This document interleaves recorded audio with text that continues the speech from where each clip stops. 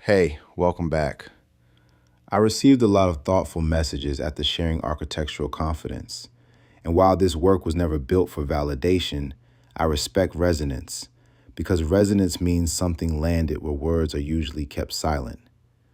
This space isn't about teaching from above, it's about standing beside you. The intent has always been connection, creating room for conversations we often postpone, bury, or talk ourselves out of. Not because they're unimportant, but because they ask us to slow down, and most of us were never taught how. So if you're here again, know this: you're not late and you're not behind. You're just listening now, and sometimes that's the real beginning.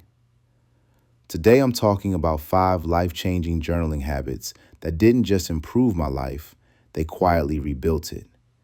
But before we get there, something matters to me. My community matters. So much so that a former Mathayom 6 student of mine, now on the verge of graduating with his bachelor's degree, suggested something simple and wise. Why not make this just as meaningful but easier to digest? That conversation stayed with me. So instead of overwhelming depth all at once, I chose sequence over saturation. This work will unfold in parts. This is part 1. On October 2nd, 2022, I made a quiet decision. My phone, this object designed to scream for attention, to fragment my focus, to pull me outward every few seconds, was no longer going to own my inner life. If it was going to demand my presence, then I would force it to serve my awareness. So I did something simple but deliberate. I turned on airplane mode. I opened the Notes app. I created a folder. I named it 365 Thoughts. Not because I was disciplined, not because I was inspired, but because I was tired of running from my own mind, because I was tired of letting others run it for me. That night, my phone didn't connect me to anyone else. It connected me back to myself. No notifications, no audience, no performance, just honesty. My first entry was this: if I don't stop long enough to listen to myself, I will keep confusing others' opinions for direction. Today, I choose to write instead of react, to understand instead of escape, to face what's here, not what I'm afraid might come. That was the beginning, not of answers, but of attention. In 2026, we're drowning in noise. Our phones scream for attention. Our minds race with worry about tomorrow, regret about yesterday, and anxiety about everything in between. Somewhere along the way, we forgot how to be still with ourselves. We forgot that wisdom isn't found in the latest app or the newest trend. Writing isn't just about recording events, it's about transforming them. It's about taking the chaos in your head and bringing order to it. It's about finding meaning in the struggle. You don't need to be perfect to start. You don't need to write like a poet or think like a philosopher. You just need to begin. You can do this too, because your struggles matter. Your thoughts matter. Your journey matters. And when you put them on paper, something powerful happens. You stop being a victim of your circumstances and become the author of your response to them. The 5 journaling habits I'm about to share aren't theory. They're not academic exercises pulled from dusty philosophy books. They're practical tools, used daily, tools that help me navigate betrayal, loss, financial difficulty, and resilience without losing myself. They'll help you find clarity when everything feels confusing. They'll give you strength when you feel weak. They'll remind you of who you are when the world keeps telling you who you should be. If tonight is the night you finally start, write this: I write, I heal, I grow. Maybe even write it in the comments. That's already a beginning. I've always believed this. Philosophy isn't something you study, it's something you practice. Journaling is that practice. It's where philosophy meets your real life, your real problems, your real pain, and your real potential. Are you ready? What you're about to learn won't just change how you journal, it'll change how you live. Number one, the evening reflection, reviewing your day like a witness, not a judge. The day ends and most people collapse into distraction, scrolling, watching anything to avoid the silence. In 2024, I committed to something different. I sat with my day like a friend sitting with a friend. Seneca wrote to his friend Lucilius, I examine my entire day and go back over what I've done and said, hiding nothing from myself, passing nothing by. This wasn't about beating himself up. It wasn't about listing failures like weapons against his own heart. It was about honest observation, like watching a movie of your life and taking notes, not as a critic, but as someone who genuinely wants to understand. Here's what makes this habit so powerful in 2026. We live in a world that never stops. One moment crashes into the next. We move so fast that we never actually process what happened. That argument with your partner, you pushed it down. That moment of joy when your child laughed, you barely noticed it. That anxiety that crept up during the meeting, you ignored it and kept moving. But unprocessed moments don't disappear. They pile up inside you. They become the weight you carry without knowing why you're tired. The evening reflection changes this.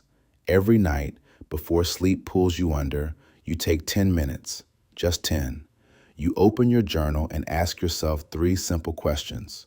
What did I do well today? Not perfectly, not flawlessly, just well. Maybe you were patient when patience was hard. Maybe you chose honesty when lying was easier. Maybe you showed up even though you wanted to quit. Write it down. Let yourself see your own strength. Where did I fall short? This is where most people go wrong. They turn this into a massacre. They rip themselves apart with shame and judgment. But that's not what I did in 2024. I observed and wrote. Here's where I stumbled. Here's where fear won. Here's where I forgot who I wanted to be. No hatred, just truth. What can I learn from this? This is the question that transforms everything. Because once you spot the pattern, once you see where you keep tripping over the same stone, you can finally move it. You stop repeating the same painful cycles. You start growing. Marcus Aurelius would review his reactions to difficult people. He'd write about losing his temper, about feeling frustrated, about wanting to lash out. But then he'd write about understanding, about remembering that people do the best they can with what they know, about choosing compassion over anger. He wasn't perfect, but he was committed to being better. That's what this habit gives you. Not perfection, progress. Not shame, awareness. Not judgment, growth. Think about how different your life would be if you actually learned from your days instead of just surviving them. If you celebrated your small victories instead of only seeing your failures. If you approached your mistakes with curiosity instead of cruelty. The evening reflection turns your life into your greatest teacher. Every single day becomes a lesson. Every interaction becomes data. Every emotion becomes information. Nothing is wasted. Nothing is meaningless. It all serves your growth. And here's the beautiful secret. When you review your day without judgment, something shifts inside you. You start treating yourself like someone worth understanding. You start seeing yourself with the same kindness you'd show a good friend. That voice in your head that's been so harsh softens. You begin to notice patterns. Maybe you realize you're always tired on days when you skip breakfast. Maybe you see that you're happiest when you help someone else. Maybe you discover that your anxiety spikes when you spend too much time on social media. These insights don't come from research or experts. They come from you studying you. This is self-knowledge, real self-knowledge, Not the curated version where everything's perfect, but the raw, honest, transformative kind that actually changes your life. Michel Foucault, in Technologies of the Self, said, "Self-writing is not confession or guilt. It is a practice by which the subject forms itself." Your journal becomes a mirror, but not the kind that shows you your flaws to make you feel small, the kind that shows you your truth so you can finally become free. 10 minutes every evening before you close your eyes on today and wake up to tomorrow. 10 minutes to honor your journey, to learn from your path, to become the person you're meant to be, one honest observation at a time. That's where wisdom lives. That's where peace grows. That's where you finally come home to yourself. If you're done wasting your lessons, write this: I learn from every day. 2. The obstacle log, turning problems into your personal philosophy. Pain teaches better than pleasure ever could. At some point, you have to make a choice: run from difficulty or study it. Every obstacle carries a lesson, and if you miss that lesson, life has a way of repeating the exam. Different faces, same test, until you finally pay attention. Epictetus captured this truth with brutal clarity when he said, "It's not what happens to you, but how you react to it that matters." He didn't say that from comfort or theory. He said it from a life shaped by hardship. And that's precisely why it still holds. Most of us treat problems like enemies. We want them gone, solved, erased. But what if problems aren't the enemy? What if they're the curriculum? The obstacle log is simple, but it isn't easy. Every time something challenges you, frustrates you, or stops you in your tracks, you write it down. Not to complain, not to vent, but to understand, to extract the gold hidden inside the difficulty. Here's how it works. You divide your journal into 3 columns. Column 1, the obstacle. What actually happened? No interpretation, no exaggeration, no story, just the facts. Your boss criticized your work. Your friend canceled plans. You didn't get the job. You felt anxious before the presentation. Write it clean. Write it honest. Column 2, your initial reaction. This is where you tell the truth about the storm inside. What did you feel? What did you want to do? Quit? Defend yourself? Disappear? This isn't where you pretend to be evolved. This is where you meet yourself exactly as you are. Column 3, the response that builds you. This is where transformation begins. Ask yourself, what would wisdom do here? Not what feels good, not what's easiest. What moves me forward? What strengthens me? What is actually within my control? In 2026, our battles look different. We don't fight wars with swords. We fight wars with anxiety. Not plagues of the body, but plagues of the mind. Not betrayals from enemies, but betrayals from our own unchecked thoughts. The obstacles have changed. The principle hasn't. That rejection is teaching resilience. That difficult conversation is teaching courage. That failure is teaching humility and perseverance, but only if you stop long enough to learn. Here's what most people miss. They journal about their problems, but they never move through them. They write pages about how unfair life is, how heavy things feel. And yes, that can bring temporary relief, but relief isn't growth. The obstacle log is different. It honors your feelings in column 2, but it refuses to let you stay there. It asks you to rise, to choose the response you'll respect later, to uncover a strength you didn't know you had. Think about your biggest obstacle right now, the one that keeps you awake, the one that feels immovable. What if it isn't blocking your path? What if it is your path? Every great person you admire faced obstacles that would have broken most people. They didn't succeed despite their difficulties. They succeeded because of what those difficulties taught them. The obstacle was the teacher. The struggle was the school. Your obstacle log becomes a record of your evolution. 6 months from now, you'll reread entries that once felt overwhelming, and you'll see how far you've come. You'll notice patterns in your reactions. You'll recognize growth where there used to be chaos. You'll have evidence that you can handle hard things. On April 5th, 2024, I wrote, "Difficulties are things that show me what I am." Your obstacles aren't exposing your weakness. They're revealing your potential. Every problem is a question, and your obstacle log is where you work out the answer. Not the easy one, not the comfortable one, but the true one. On December 30th, 2022, I wrote, "I want to become unshakable, not because I avoid difficulty, but because I use difficulty as my training ground." You can do the same. From today forward, your obstacles are no longer interruptions. They are instructions. Number 3, the gratitude inventory, finding wealth in what you already hold. You're richer than you think you are, not in your bank account, not in material things, but in moments, in people, in the ordinary magic you walk past every single day without noticing. I know you've heard this before, but stay with me on this one.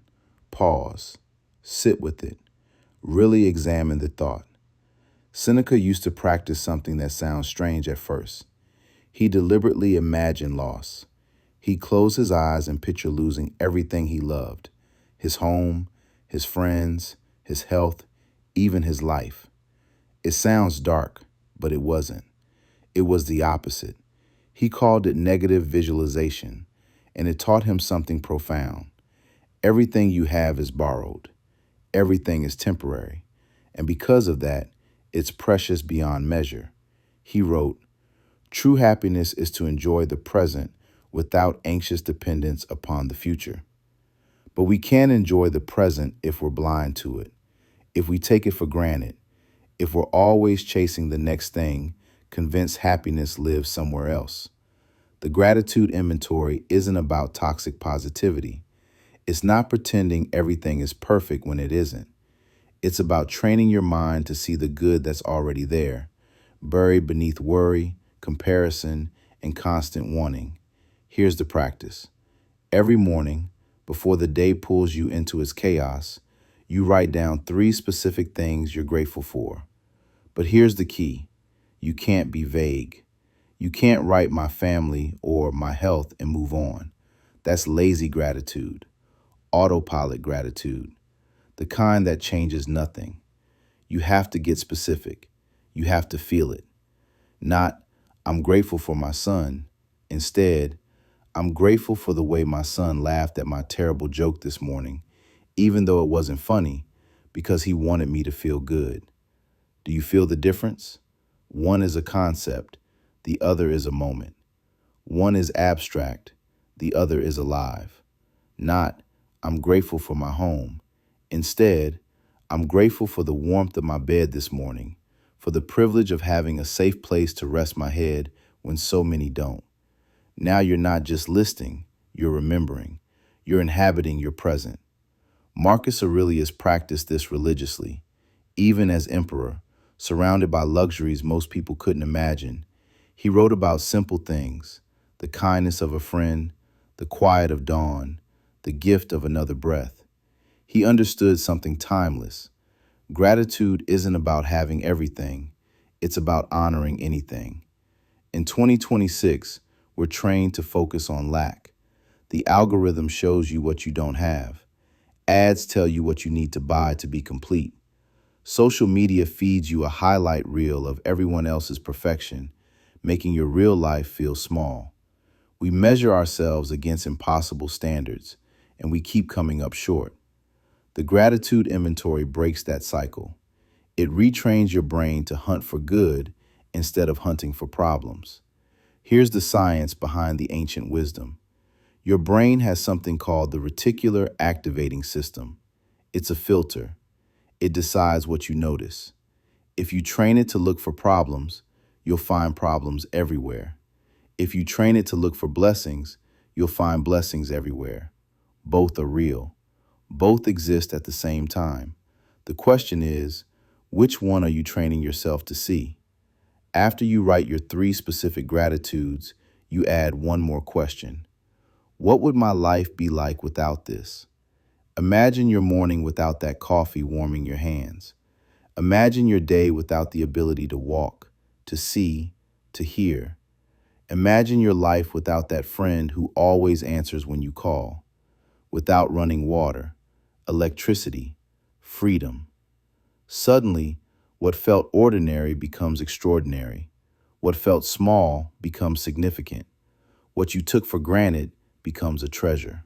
Tonight, don't rush back into the noise. You've just been given 3 quiet tools, not to escape life, but to meet it honestly. The evening reflection teaches you to face yourself without punishment. The obstacle log teaches you to turn pain into instruction. The gratitude inventory teaches you to recognize the wealth already holding you together. None of these practices ask you to become someone else. They ask you to pay attention to who you already are. You don't need to do everything at once. You don't need to be perfect. You don't even need to feel motivated.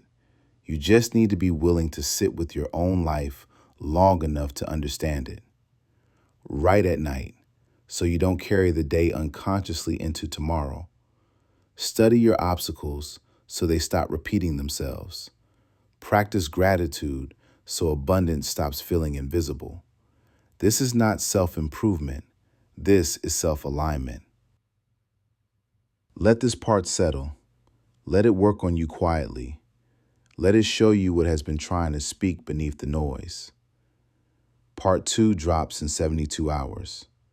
Until then, don't look for answers. Look for awareness. Because the moment you start paying attention, your life starts responding. And sometimes, that's where everything begins.